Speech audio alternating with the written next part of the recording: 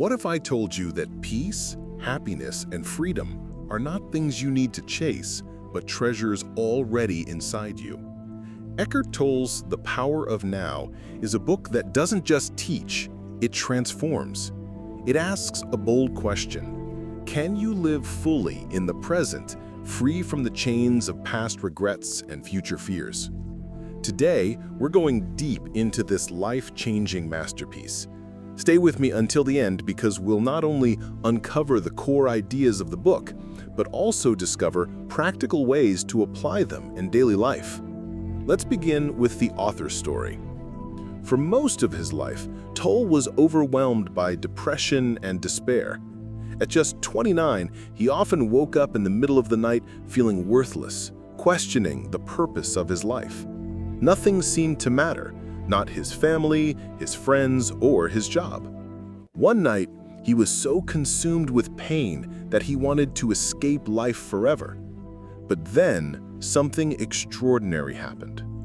The very next morning, he awoke and noticed the gentle chirping of a bird outside his window.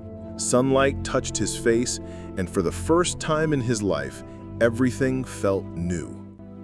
He cried tears of relief.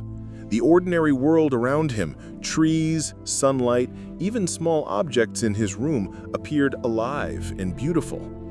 From that day forward, he began to live differently, not lost in the past or future, but fully in the present.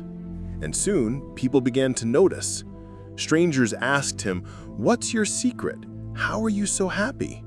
His reply was simple, yet powerful. Happiness is within you, but your mind is too noisy to hear it. To explain this, Tolle tells the story of a beggar.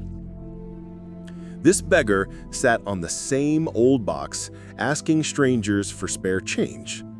One day, a man asked him, "Have you ever opened that box you're sitting on?" The beggar shrugged. "What's the point? It's empty." But when he finally pried it open, to his astonishment, it was filled with gold. This is us. We sit on a hidden treasure of peace and joy, yet we look outside for fulfillment. We forget that the real gold is within. Why we suffer. So why do we suffer? Because we let our minds control us. The mind constantly pulls us into yesterday's pain and tomorrow's worries. Think about it. Animals and plants don't stress about the past or future. They simply live. But humans, we carry bitterness, regrets, and fear like heavy weights. We resist the present moment, and that resistance creates suffering. The truth is, your pain doesn't come from life itself. It comes from your refusal to accept this moment as it is. People often chase extreme activities like racing, skydiving, or climbing mountains because in those moments, they feel fully alive, fully present. But you don't need danger or thrills to feel the power of now. You can find it in everyday life. Look at a tree. Listen to silence. Feel your breath. Ask yourself, what is missing right now? Most of the time, the answer is nothing. Mind strategies that block presence. Tolle explains two major traps of the mind. Resentment, holding on to bitterness about a job, person, or situation.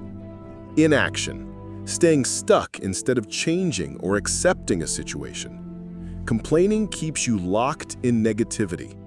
The solution is simple: leave, change, or accept. Those are the only real choices. Here's a practical exercise. Close your eyes and ask yourself, what will my next thought be? As you wait, no thought comes. Why? Because you're fully alert, fully present. In that state, worries and regrets disappear. This is the state of presence, pure awareness. Connecting with the inner body. Another way to access presence is to connect with the inner body. Take a deep breath. Notice your chest rising and falling. Feel the energy within. This inner awareness gives you strength, slows aging, and even boosts your immunity. It helps protect you from anger, fear, and negativity. Real transformation doesn't come from escaping the body. It comes from embracing it. Portals into the unmanifested. Tolle also speaks of the unmanifested, a timeless, formless energy that we can touch in deep silence, dreamless sleep, or when we connect with nature. Watching a sunrise, sitting by a river, or looking at the night sky frees us from time and reminds us of eternity. The portal to this state is always the same, the present moment. Relationships often start with passion, but collapse into jealousy, control, or blame. Why is that? Because they're based on need, not acceptance. True love isn't about possession, it's about accepting someone fully, as they are. But even deeper, true love begins with yourself and with the now. Only when you live in the present can you love without fear or attachment. Life isn't just about chasing happiness or avoiding unhappiness. True peace lies beyond both. Think of a man calmly accepting his bedside, or someone who transforms failure into a lesson. When you live consciously, you stop labeling events as good or bad. You simply accept what is. Surrender doesn't mean giving up. It means saying, "This is the situation. I accept it. Now, what can I do?" It's like walking through fog with a flashlight. The fog is life's challenges. The flashlight is your awareness. You can't see the whole road, but you can see the next step, and that's enough. Resistance creates fear. Surrender creates peace. The power of now teaches us one truth. The present moment is all you ever have. The past is gone. The future is not yet here. The now is life itself. Inside this moment is the treasure you've been searching for all along. Peace, joy, love, freedom. So stop waiting for someday. Don't let your mind rob you of life.